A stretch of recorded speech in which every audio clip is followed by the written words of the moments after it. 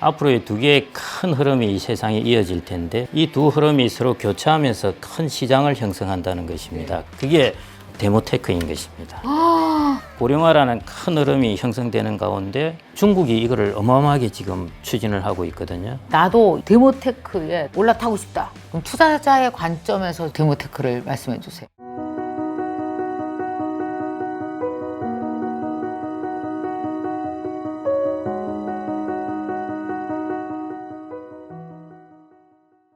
참 요즘에 가장 많이 나오는 말 중에 하나가 이 부의 미래입니다. 부가 지금 현재 빠르게 다시 재편되고 형성하고 있는데 그 부를 이루는 여러 가지 법칙들이 있겠죠. 근데 두 가지의 개념이 가장 중심이 되어야 된다고 생각합니다. 막상 딱 책을 보니까 이 두 가지를 합쳐놓은 말이 있더라고요. 깜짝 놀랐어요. 바로 데모테크가 온다. 아마 여러분들 지금 주식 투자하고 부에 관심 많으신 분들 많을 텐데 데모테크라는 말을 이렇게 딱 정리해서 듣기는 처음인 것 같습니다. 여러분의 모든 궁금증을 풀어주실 겁니다. 귀를 쫑긋하고 필기 준비하고 오늘은 좀 들으셔야 될 것 같습니다. 안녕하세요. 우리 김경록 대표님 오셨습니다. 안녕하세요. 예, 안녕하세요. 예. 반갑습니다. 미래세 투자와 연금센터 대표로 있고요. 주로 채권 운용 쪽을 많이 했었고 그다음에 이코노미스트 경제 분석이죠. 그쪽을 한 20년 정도 했었습니다. 데모테크라는 말이 원래 있는 말 아니죠? 예, 아닙니다. 제가 만드는 말이라서 좀 어려운 말인데요. 데몬스트레이션의 데모가 아니고 데모그래피의 데모입니다. 그래서 인구 통계학 내지는 인구 구조를 뜻하는 것이고요. 예. 그다음에 테크놀로지, 테크는 테크놀로지 잘 아실 거고 앞으로의 두 개의 큰 흐름이 이 세상에 이어질 텐데 인구 구조의 변화라는 거하고 이제 기술 혁신의 변화인데요.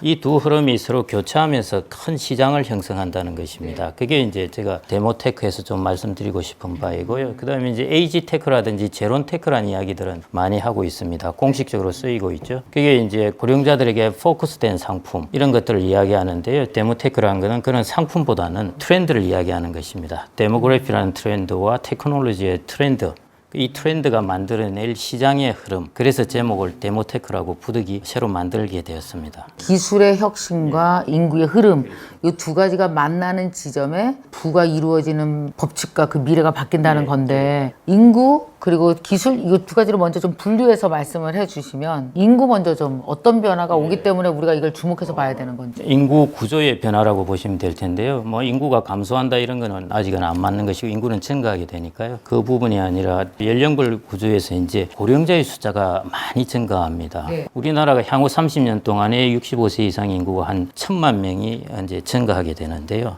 1,000만 명? 예.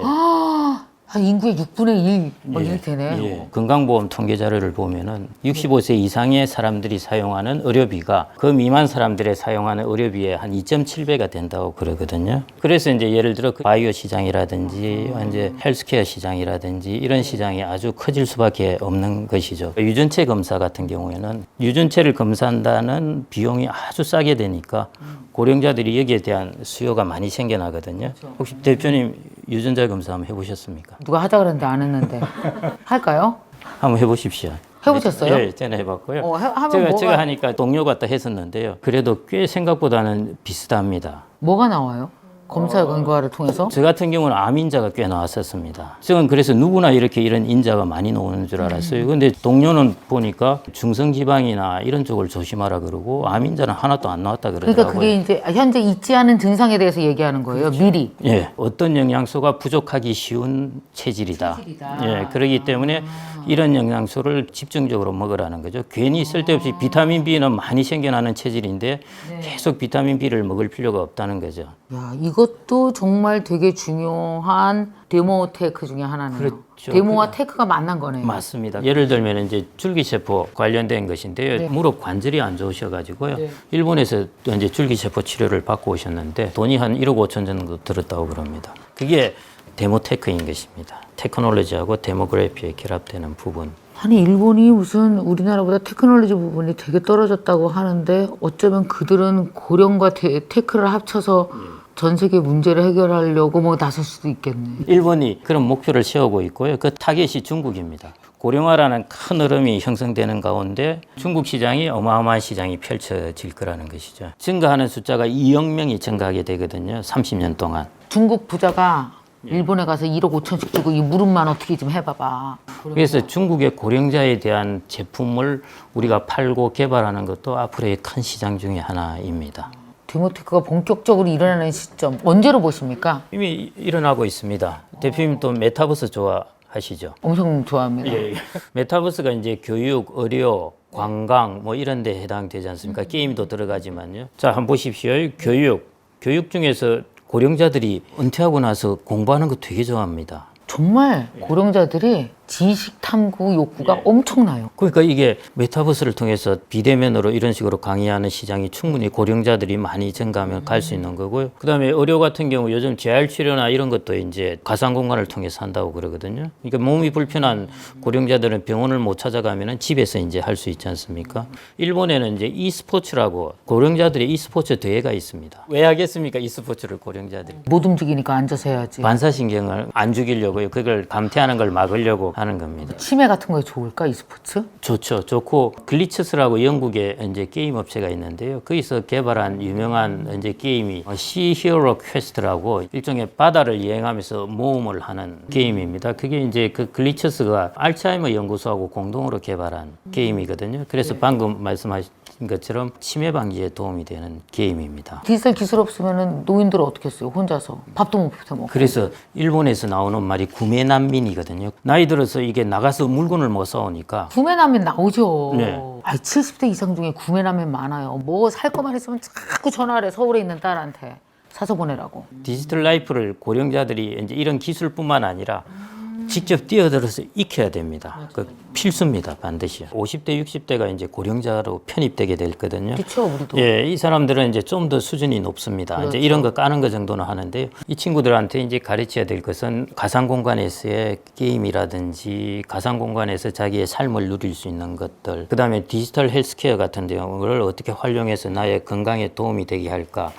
근데 이게 헬스케어로 가면요, 디지털을 모르면 자기 건강도 못 지키고 국민으로서 권리 행사도 하기도 힘들고 이제 정말 디지털 세상을 알아야 되는 거죠. 그래서 이런 부분까지 이렇게 가르치시면은 그거는 국가에도 큰 기여를 하는 부분이라고 생각이 됩니다. 나도 데모테크에 올라타고 싶다. 나도 여기 일원이 되고 싶다 하는 방법으로는 어쨌든 투자하고 뭐 이러는 방법이 있을 거잖아요. 그럼 투자자의 관점에서 좀 데모테크를 말씀해 주세요. 투자 부분에서 기술 혁신 부분, 기술 기업에 투자하는 것은 뭐 여전히 앞으로 유효합니다. 어떤 섹터에 투자하냐 그게 문제이거든요. 예를 하나 들어 보이겠습니다. 얼마 전에 이제 3월 초 정도에 텔레덕이라고 원격 진료 기업입니다. 미국에. 3월 달에 그게 한 절반 이제 반토막뚝 가격이 떨어졌습니다. 코로나 오고 나서 이제 원격 진료가 비대면 진료가 막 된다고 해서 가격이 막 올랐다가 이제 뚝 떨어졌는데요.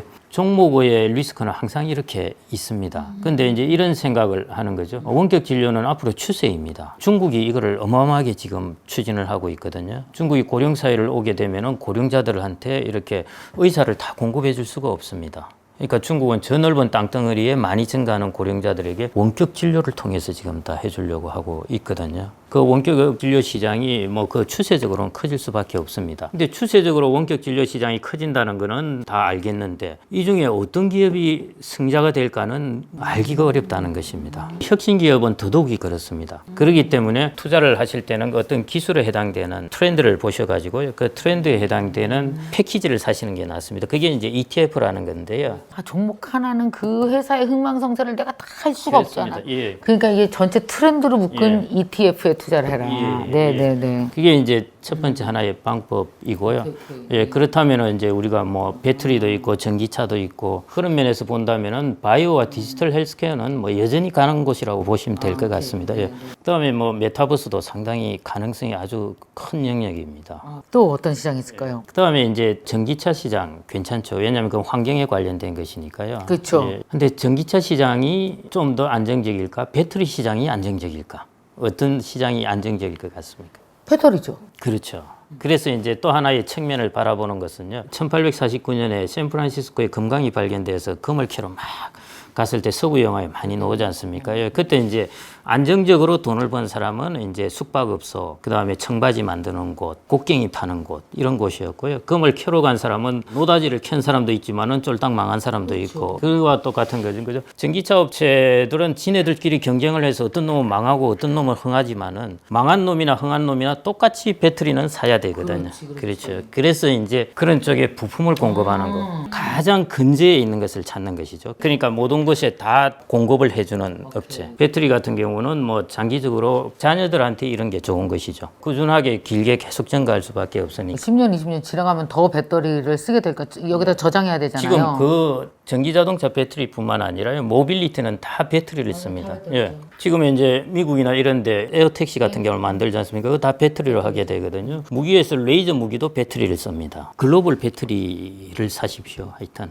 글로벌하게 배터리 ETF라는 것이 있거든요. 그런 걸 이제 각 증권사마다 있으니까 그 중에 이제 추천을 하나 해달라고 그러면은 되고요. 이 종목이 떠요 이게 아니고 진짜 미래를 보고 우리가 갈 수 있는 예, 되게 예. 중요한 펀더멘탈을 짚어주고 계신 거네요. 예. 그다음에 이제 클라우드 컴퓨팅 같은 경우가 그거는 이제 빅데이터를 하든 바이오에서 테스트를 하든 뭘 하든 다 쓰는 거지 않습니까? 서버를 사야 뭔가 할 거 아니에요, 예. 그죠? 이제 4차 산업혁명이 이렇게 쫙 치고 나가면은 뒤에서 이제 보급을 해주는 것이 클라우드이거든요. 그런 면에서 좀 더 안정적으로 일종의 보급 회사를 사는 것이죠. 도로 깔리는 무슨 인프라 같은 거잖아요. 그 주로 이제 그런 데다가 인프라 산업들.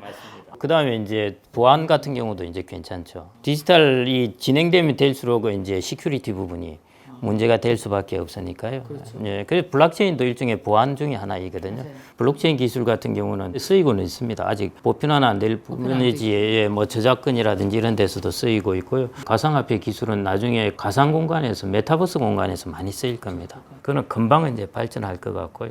야, 진짜 데모테크 처음에 너무너무 이게 뭐지? 궁금했었습니다. 사람이 바뀐다라는 것이 이 문명을 뒤흔드는 되게 중요한 사인이거든요. 인구가 이동함으로 인해서 우리가 사는 세상이 어디로 이동하고 부가 어떻게 이동하는 건지를 말씀해 주셨기 때문에 응용하기 좋은 책 같아요. 그래서 저는 이 책이 우리 구독자분들에게 응용서가 돼서 아, 나는 지금 미용실 하는데 미래 이런 걸 해볼래. 지금 현재 교육자인데 이걸 해볼래. 아, 나는 지금 나이 60에 은퇴를 하면 나보다 더 나이 든 사람들을 위해서 데모테크 이걸 해볼래. 상상력을 막 자극시켜줬으면 좋겠어요, 이 책이. 어떠세요? 우리 김경록 박사님께서는 어떻게 됐으면 좋겠어요, 이 책이. 사람들에게 다가가서. 방금 말씀하신 부분이 제가 말한 대로 정말요. 되면 좋을까요? 예. 아니 그 정말 어떻게 그래 말씀을 잘하시는지 맞습니다. 이거 진짜 약간의 응용서에 가깝기 때문에요. 예. 저한테 그랬거든요.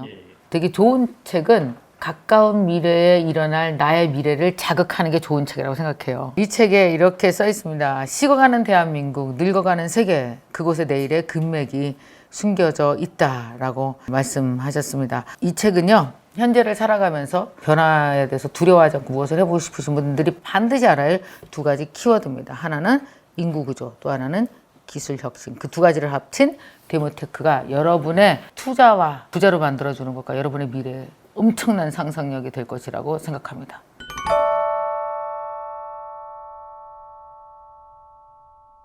자, 여러분 이 책 너무 갖고 싶으시죠? 딱 10분에게 이 책을 나눔 이벤트를 하겠습니다. 자, 10분에게 이 책을 보내드릴 텐데요. 이 책의 제목을 알아맞히시는 분께는 이 책 10권을 추첨해서 보내드리도록 하겠습니다. 자, 과연 이 책의 제목은 무엇일까요? 먼저 시작하시죠. 1. 1. 재테크가 온다. 2. 데모테크가 온다. 3번 데몬테크가 온다. 4. 부동산 테크가 온다. 이 4개 중에서 여러분 정답을 맞춰주시는 분께 10분께 이 책을 나눔 이벤트로 드리도록 하겠습니다. 자, 오늘 김경영 박사님 너무 고맙습니다. 네, 감사합니다. 네.